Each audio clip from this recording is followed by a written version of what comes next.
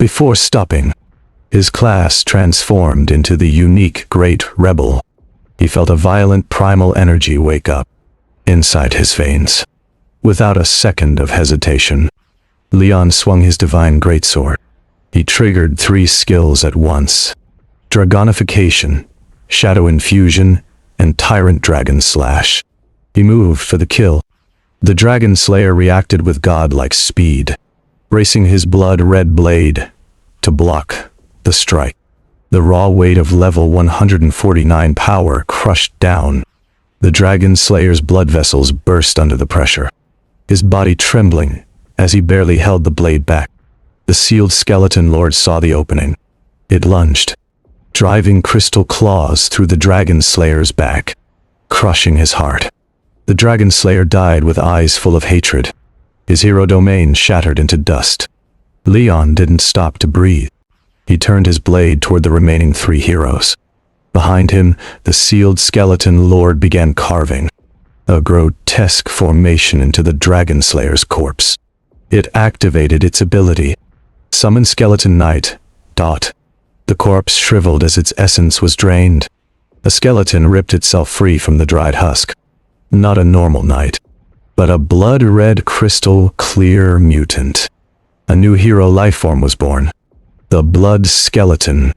The tide of battle flipped. Leon reached the other fronts, cutting down the Rosentus and the Frostfire Swordmaster. The Martial Saint sacrificed his own arm to escape. The sealed skeleton lord immediately led the Bone Overlord and the Blood Skeleton to hunt him down. With their leaders dead, the adventurers broke. The 4 great guilds abandoned the city and fled. The monster army swarmed the streets, turning years of hatred into a massacre. Doran City had fallen. Leon issued a new order to the monsters. Strip the city bare. Every piece of gear, and every profession shard, and every treasure was to be brought to him. In exchange for energy crystals, the monsters went feral, looting in every home and shop, until the spoils formed a mountain. 2 hours later, the sealed skeleton lord returned. It tossed the Martial Saint's corpse at Leon's feet. All 4 heroes were dead. The voice of the Kairos Divine Academy teacher rang in Leon's head. Leon had created a miracle. The teacher granted him 3 hours to collect his loot. Before the portal opened, Leon looked at the ruined city and made a demand. He wanted to build a permanent portal between Doran City and his sanctum. He saw a gold mine of resources and a new path for his tribes to grow. The teacher warned him of the risks. A permanent gate could allow enemies to invade. Leon didn't care. He chose to build it. The cost was 1.5 billion divine power. Leon didn't have the cash, but he had the gear of 5 dead heroes. He traded their divine artifacts to cover the cost. The teacher promised the gate would be ready in 10 days, complete with a 10-minute early warning system. Leon spent those 10 days transforming Doran City into a monster fortress. He established the Monster Alliance as the new power. He left the Skeleton and Minotaur tribes behind to guard the city, warning the sealed skeleton lord to retreat to the sanctum if the city ever faced collapse. Leon returned to the Prime World. He headed straight for the academy. When Mr. Smith and the admissions teacher saw him, they froze in shock. Leon's eyes had turned pitch black, swirling with a power that seemed to suck in souls. Leon checked his stats.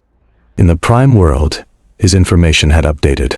His level was still Divine Being, but he now possessed 3 points of divinity and a new talent, Rebel. He tried to check the talent's effect, but the system blocked him. He needed to be a demigod just to read the description. The teacher confirmed Leon had passed the test, but his admission wasn't guaranteed yet. To become a preparatory student at Kairos Divine Academy, Leon needed to meet 2 of 4 brutal conditions. He already had a hero lifeform. Now he needed 1 more. Either a saint or 4 points of divinity, or a core tribe born as elite lifeforms.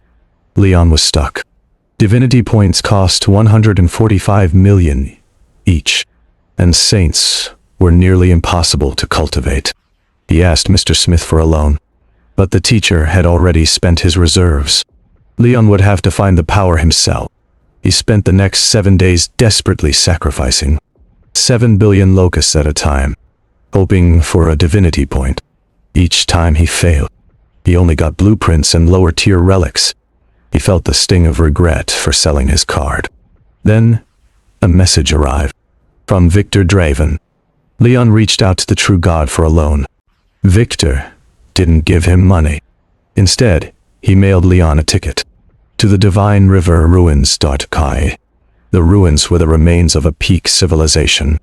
The area was flooded with lethal radiation that mutated everything it touched. Most creatures, there were monsters that survived by eating radioactive ore, forming gene stones inside their bodies. These stones were worth millions. Leon realized the danger. A mere divine being going into a zone built for demigods and true gods was suicide. He considered selling the ticket until he saw a news report about a god king going bankrupt after a failed mutation farm. Leon's eyes narrowed. He couldn't fight the gods for stones, but he had something no god king possessed: a decomposer. He could take the lowest, deadliest trash ore and refine it into pure radiation crystals to breed his own mutants. Leon grabbed his gear. He got permission to use the school teleportation station. He vanished, reappearing in a small town on the edge of the ruins.